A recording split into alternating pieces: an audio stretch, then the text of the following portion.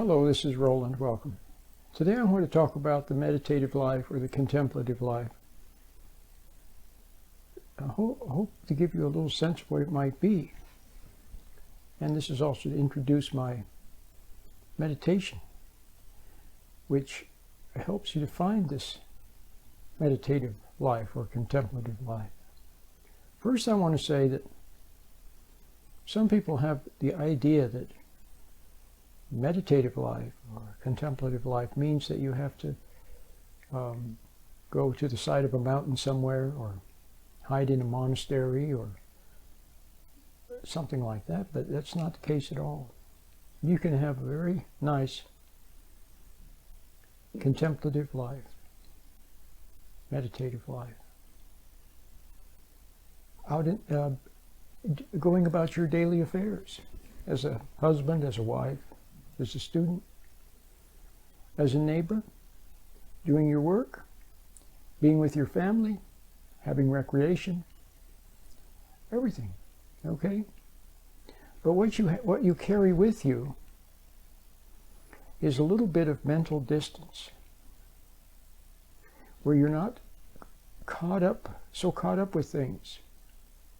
See, when you get caught up in anything, you lose yourself. If you get caught up in a movie, you lose yourself. If you get caught up in music, if you get caught up in emotion, you get all excited or all angry about something, you kind of forget who you are, and you become a creature of that moment, a creature of that occasion, and you become subject to whatever is happening in that moment. You become subject to it. See? So you have to always have that little ability to stand back from things. And the other thing we get caught up with is our thinking. If you get caught up in your thinking, you can drive, like I've said many times. I keep using this example because it's something that everyone can relate to. If you get lost in daydreaming, thinking about what happened or what you're going to do, you can drive right past the exit you were going to take on the freeway because you're lost in your fantasy world, see? Or if you're lost in worry, or if you're lost in thinking about what happened at the office, or thinking about what you're going to do that evening, you're not totally in the moment. So the idea is to be more in the moment. Okay, that's the idea. And at the same time, there's another aspect of it. Now, how do you do that? How do you detach from, to be a little bit detached? See? Enough detached that your soul is actually outside of time. I'm sure you've heard people say something like when they were faced with some sudden happening, big happening, that it was like everything went into slow motion, or as if they were not even in their body, as if they were watching. See, the soul is actually, it's a protection. You see, that's a protection. But outside of time, if your soul is a little bit outside of time, and some event comes along that's not safe for you, then somehow you will be perceived ahead of time, and you will make the move, or you remain quiet, or you will do that little something, whatever it is, by which you will be safe. See? Now, I don't know how to say it any better than that. So how do you? So what is the other thing? See, to be detached from the world, you have to be attached to something else. See, that's what a lot of people. See, mindfulness meditations and those sorts of things. Well, they have the right idea. They do. And if you keep reminding yourself to be in the moment, well, that's good. See, that's better than being lost in fantasy or delusions or totally caught up in emotions and not knowing what you're doing. So it's nice to remind yourself, but there's something even better, something much better, 1,000,000 times better. And that is you detach from the world and you attach to something else. See? Now what else do you what do you attach to? See? You attach to the inner light from God. See, you attach to what you know in your heart is right. You attach to whatever comes to you from God.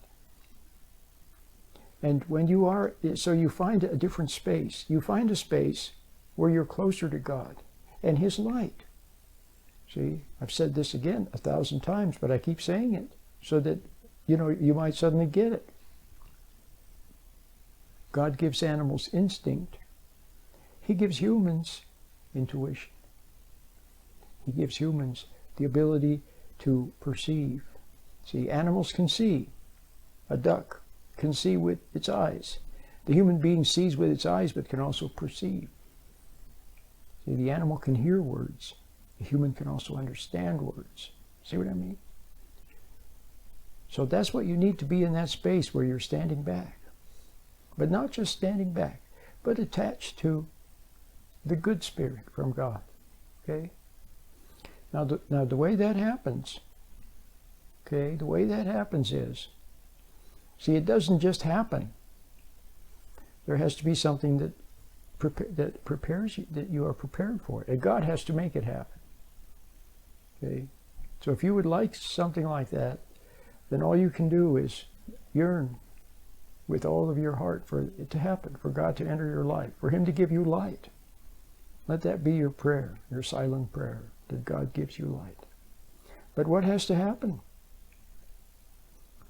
What has to happen is you have to have a change of heart. See, as long as you're egocentric, as long as you want to be prideful, in other words, as long as you want something from the world, see, you feel, you've been teased your whole life. Since you were a little babe, people were teasing you, challenging you, pressuring you, see, to ginger up your ego, your pride. Or they made you angry. Your mom, you had something in your hand and your mom ripped it out. Then you started yelling, crying, and she kept it from you. Something like that. Just something like that. Or she forced food in your mouth. Or your brother, pushed you down and then said he didn't do it. Or your sister was good at making cruel remarks to you when you got older.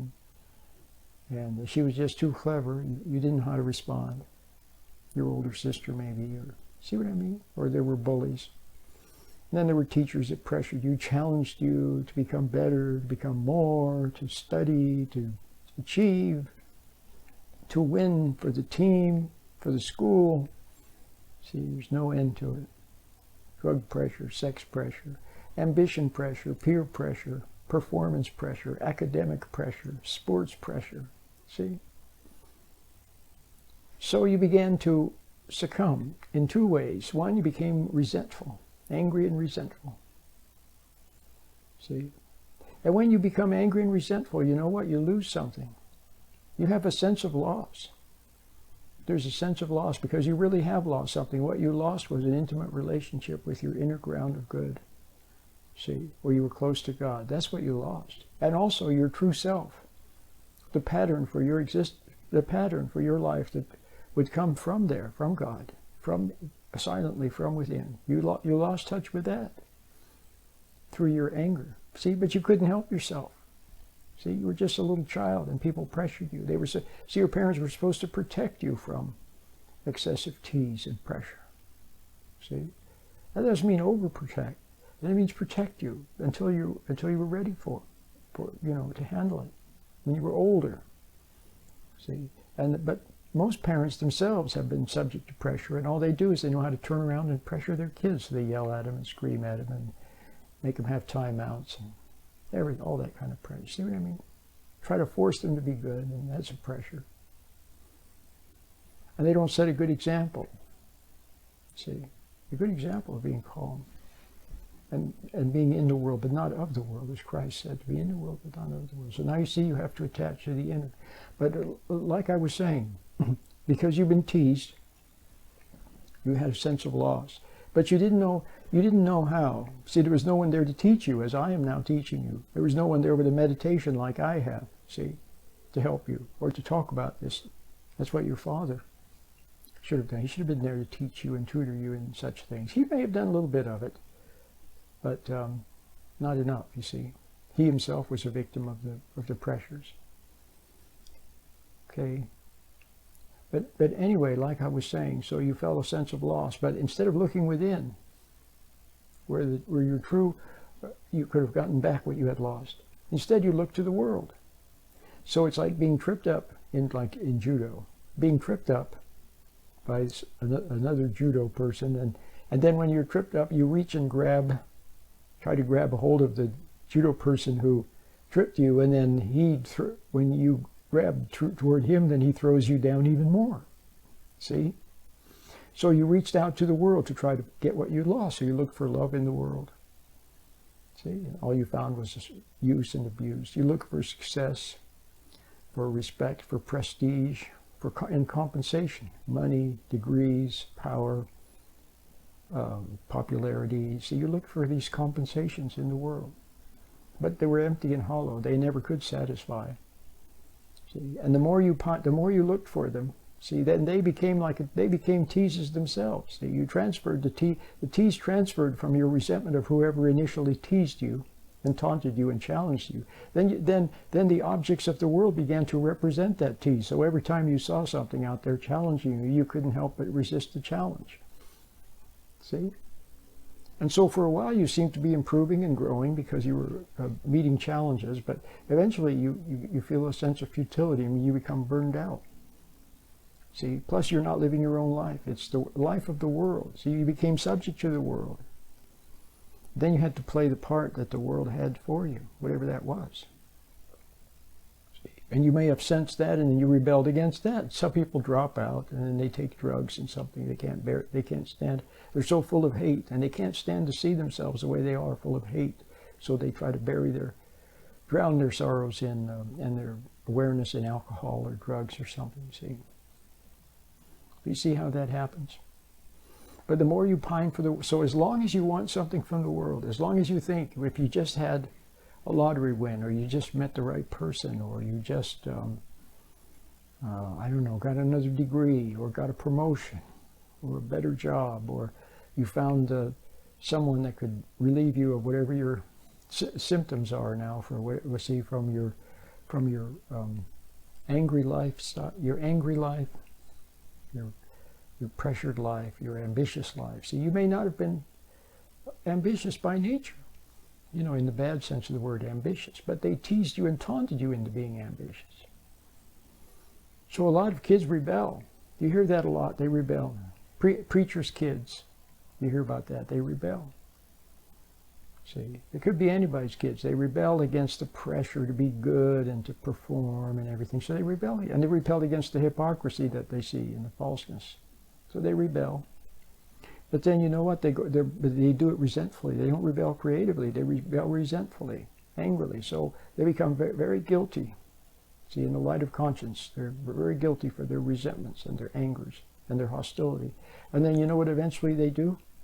Instead of turning within and being sorry within before conscience, and admitting you resented your dad and resented your mom and those people who teased you, you resented them, admitted that, okay? Then you could move forward with your head held high, but instead what most people do, the mistake, is that they go crawling back. They go crawling back to the very ones who had pressured them, who had destroyed them, who had robbed them of their life. They go back to them on their hands and knees crawling and saying, I'm sorry, and then they conform. They rebel and conform. So you don't have, unless you find this other attachment that I was talking about, where you detach from the world and find this other attachment, the only choices you have are to conform or rebel. And usually out of the rebellion always contains the seeds of conformity, because you become so guilty for your rebellion that you eventually go back and conform. See? Well, that's not the answer either. So what is the answer then?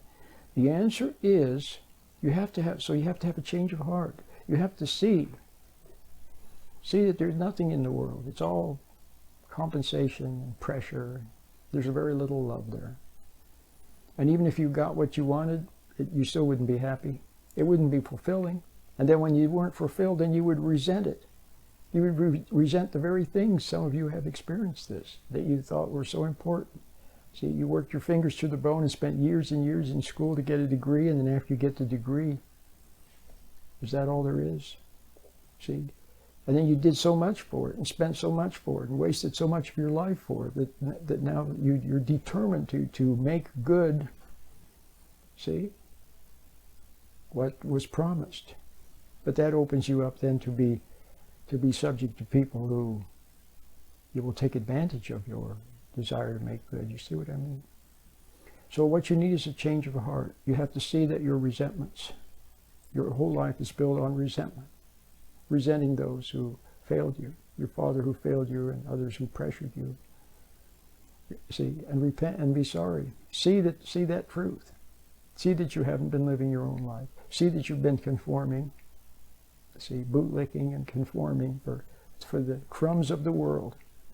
See, either that, which they may give you or may not give you. See, they know how to keep you in tow. So some people they'll give it to because that inspires the ones they give the crumbs to strive even harder. Others they withhold the crumbs of approval and reward because they know that'll keep them striving harder. See?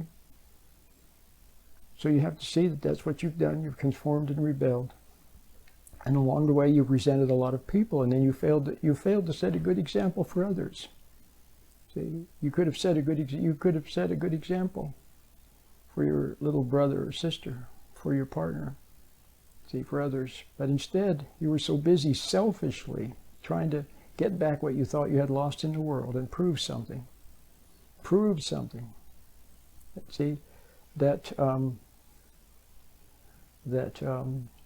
you didn't set a good example. So you have to begin to see those. And when you see those, don't resent it. Don't resent seeing it. Instead, just be sorry within. And realize that the reason you can see it is because the light is there showing you. Now this is very important. The reason you can see your own error. And be sorry about what you see. Regret what you see. So you can't change yourself. That's something else to see. You can't change yourself. All you can do is regret what you see about yourself and cry out to God. See, and then He answers. And the first thing He gives you is light. And a little bit of distance. See, when you see your own error in the light, you are actually standing back and observing it in the light. See, you're no longer a part of it. You're observing it. See? That's the secret of the proper meditation. When you have thoughts, who knows where those thoughts came from? There they are. They're not even your own thoughts. There they are. Your thoughts tease you. The world teased you, right? Challenged you. Motivated you. Praised you when you did good and condemned you and egged you on to do more and more and more when you didn't do so good, see, in its opinion. Well, now your thoughts are doing the same thing to you. See, or they're telling you you're no good, you're just a failure, there's no hope, God doesn't exist, God doesn't care. See, whatever they'll try anything. See, temptation will try anything that will work. It'll just try everything and see what works, what sticks. And if you resent it, then it's got you. But if you can stand back from those thoughts and you see them, now you see that you really don't like those thoughts. They're not really your thoughts. There they are, so you just stand back. But when you're standing back, observing them, you're no longer a part of them. See? So you learn the meditation, that little technique of standing back. Okay, so there you are. You see that you're resentful. Now you see it. You see the resentment. Okay? But now in the light you see that the resentment is wrong. And so you have a change of heart about your resentment. You don't want to be resentful anymore. You see the resentment in you, but you don't want to be. Well, now what that means is that your soul is standing back in the light, and you're agreeing with what the light is showing you. The light is saying that the resentment is wrong, and that you're wrong for being resentful. And you see that, and you agree with it. So now you are attaching yourself to that. Now you develop a rapport with that light that shows you. The light that shows you your own error. And soon you don't mind seeing your errors anymore. It's a relief to come clean. It's a relief to come clean. See? That's the secret. So now you see how if you have that little bit of distance where you're standing back, Okay? Then you're your own person. Your own person. Okay? You go out in the world and here comes a tease. See? Someone teases you. You observe. You stand back. You mentally stand back and you observe. But you don't react. See, in the past you always would have gotten angry, or you would have become resentful, or got your hurt feelings, or who knows what. Or you would have said the wrong thing or did the wrong thing. Now you just stand back and observe. From the neutral zone. See? And your soul is safe. You don't have to respond. You don't have to say anything. Just stand back and observe, and the moment passes and you're safe. Now you have power. There's power in simply observing. And the other person will see it too. All of a sudden they see. They were so used to getting your goat, so used to you being a puppet, a wind-up. You see, a puppet, strings of a puppet, they could manipulate you. Manipulate your ego by praising you, by reassuring you, by comforting you, by teasing you, by saying something to you, whatever. Now you stand back and you observe. And in the light, you see what they're up to. You don't resent them. In the past, you would have resented it and resented them, but now you just observe. And they see you observing them, and all of a sudden they realize that you're no longer theirs. You're your own person. See? Then usually they'll just leave you alone. They'll go find someone else to bother. That's just a little example. There's so many examples I could give, and I do. I have a new series of lectures called Starting Over. Starting Over. They're at my with my Shedding Shackles videos on YouTube. I really encourage you to watch them. They're very good. It's like, I think I have like 12 or 15 of them. They're all like 9 or 10 minutes long. They're very, very good. But anyway, this is good. This video, if you see it, take it to heart. Watch it again until the penny drops, till you get it. See? See, you detach from you no longer yearn for the world, or you may still pine for the world. You see a good-looking guy, you think, boy, I wish, or you see a nice-looking lady, and you think, well, I sure would. See, or you see a great big piece of pie, and you think, oh man, I'd like to eat. See, or you see anything like it. You see people that seem to be doing so well. They're so popular, and they got so much money and everything, and you see them, and you still see some of that pining in you, that yearning for the world. You see, you still see that. But now something also tells you wordlessly. You kind of know, no, that's not going to be the answer. See, if I had something nice, that would be nice. See, it doesn't mean you can't have something nice in the future, that you can't have money or a nice car, it doesn't mean that at all. It just means that you have a different attitude toward it now. Now you don't make it too important anymore. Now you see what is important. See, and in the light that shows you what's important, you observe all these things. Then one day you wake up and then you're not pining for that car anymore. You think, well, it would be nice to have a car. Maybe someday I will, but if I don't, okay. And now it's not important anymore. See, then probably one day you will be able to have a car because you'll be able to use it properly and you won't spend too much money for it because now you'll have your common sense in the light. So there's just so much I can tell you. But the best thing I can say is this has been a very good video. I had some books I had here. I had Experiencing the Depths of Jesus Christ, which is a translation of Madame Guyon's Short and Easy Method of Prayer. Very spiritual lady. And then I also had A Guide to True Peace, where I had the same passage from her book that I was going to read you also, so you could see a little different angle on it. But you know what? What I just told you came from the heart. It came from that dimension, that light of which I speak, and that light which is in me, from which I am now speaking, that light is also in you. Okay? You just need to become a friend of it. Okay? Find it. Get the meditation, learn to become still, sit still in the room. Okay? And stand back from your thoughts instead of escaping into the thoughts. And then you'll be in the light.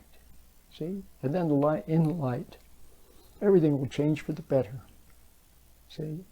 The birds will sing and the sky will be blue. And then you'll have hope. Not a hope you give yourself, but a hope that comes by knowing that God is there and His light is there. It's very comforting. It's very comforting to the soul to know that. Okay? So, thanks for enjoying this video. And try the little meditation. I have a new address for the meditation. I call it, it's thefreemeditation.com. Thefreemeditation.com. How do you like that? It's easy to remember. Give it a try. It's free, incidentally. It's free. My name is Roland.